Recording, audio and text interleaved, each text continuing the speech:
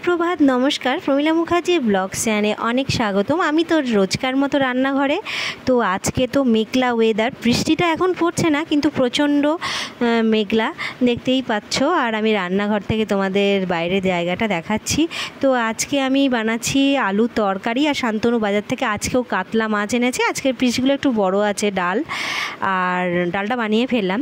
কাতলা মাছের ঝাল করব, তো মাছ কাটা ঝটাপট করে ভেজে নিচ্ছি। আর আলুর তরকারি আজকে আর মাছের মধ্যে সর্ষে পোস্তটা দেবো না, কারণ হচ্ছে ওটা দিলে নাকি গ্যাদগেদে হয়ে যায়, শান্তনু তাই বলছিল, ওর জন্যই।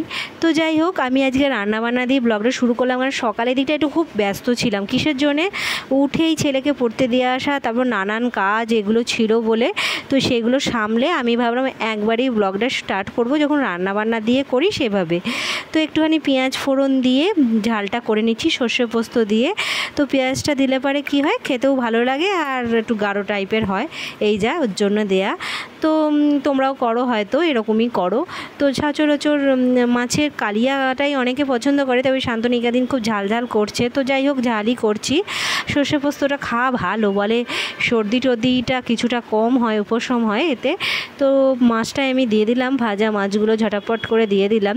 তো এখন বেশ ভালোই হয়েছে। বাজারটা যাচ্ছে সকাল সকাল। কাল তো আবার নিরামিষ, আজ তো শনিবার, কাল তো শনিবার, আজ তো শুক্রবার। তো যাই হোক, এবার রান্নাবান্নাটা সেরে নিচ্ছি। হয়ে গেছে আমার ডাল তরকারি, আর মাছটা হলেই হয়ে যাবে।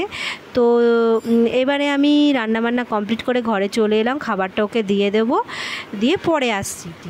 তো বন্ধুরা, বিকাল হয়ে গেছে। চা আর একটু চানাচুর নিয়ে বসে পড়লাম।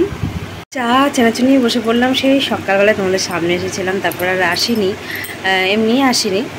তো তো যাই হোক, এখন বাজে হচ্ছে 4:30।